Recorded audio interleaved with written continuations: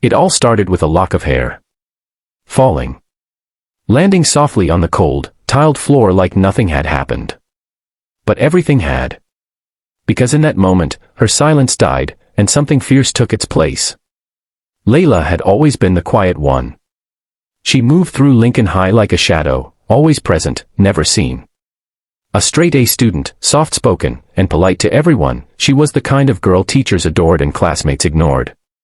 Her long black hair was her one act of rebellion, untamed, waist-length, thick like silk. She never wore makeup, rarely smiled, and kept to herself. But quietness doesn't protect you from cruelty. It started small. A joke here. A whisper there. Which hair, they'd call it, laughing behind her back. Then came the notes in her locker, the pencils snapped in front of her on purpose, the accidental shoves in the hallway. Layla said nothing. She believed if she just kept her head down, they'd eventually move on. They didn't. 3 girls, Brielle, Tessa, and Maddie, had made it their mission to break her. They were loud, popular, and bored, a dangerous mix. Brielle was the leader, with ice in her voice and venom in her smile. They hated how Layla didn't flinch. It annoyed them that their words didn't seem to land. But it wasn't because Layla didn't feel anything, it was because she had learned to bury everything. Until one day, they crossed a line no one should ever cross. It was just after lunch on a Thursday. Layla went into the girls' bathroom to fix a loose braid. The hallway was quiet. She thought she was alone. She wasn't. The 3 girls were waiting. One of them held the bathroom door shut. Another yanked Layla by the wrist and shoved her toward the sinks. Brielle stood behind her and whispered, "Let's give you a new style, Rapunzel." Before Layla could turn around, she heard the unmistakable snip of scissors. And then, a thick chunk of her hair hit the floor. For 1 second, everything went silent. Something inside Layla cracked. Years of holding it in, the bullying, the humiliation, the fear, all of it surged forward like a dam finally breaking. Her hands were shaking, but not from fear. Her heart was pounding, not from panic, but from rage. She turned slowly. And then she moved. In one breathless moment, she grabbed Maddie, the one closest, by the collar and slammed her head first into the sink. The sound of bone against porcelain echoed across the bathroom. Before Tessa could even scream, Layla spun and shoved her backward. The girl tripped over her own feet and crashed into the trash bin. Brielle tried to run. Big mistake. Layla was faster.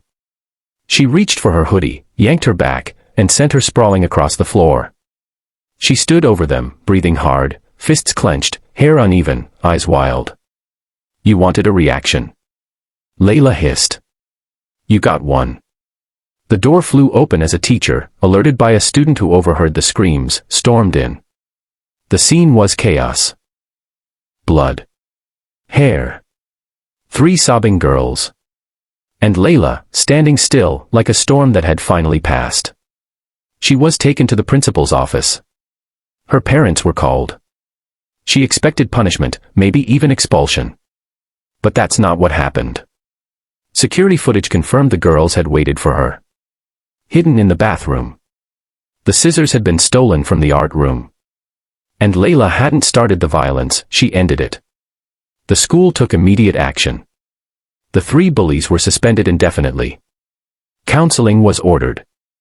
An anti-bullying task force was created, not just in name, but in action. Posters went up. Teachers were trained. Bathrooms were monitored. Layla didn't come to school for a few days after the incident.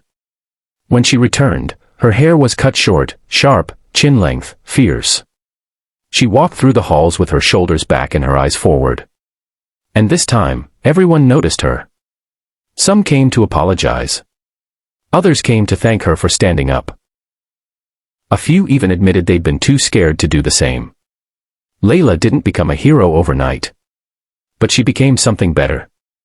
A reminder that sometimes, silence isn't peace, it's pressure. And when pressure builds too long, it explodes. She later spoke at an assembly, her voice steady, her eyes strong. "They thought cutting my hair would make me small. They didn't know what I had inside me. You don't get to define someone's worth by how quiet they are. Because quiet doesn't mean weak. And I'm done being quiet. The entire auditorium stood. Not because she fought, but because she finally spoke. Moral of the story. When someone pushes you past your limit, you don't always break, sometimes, you rise. Silence isn't surrender. And respect isn't given, it's earned, demanded, and defended.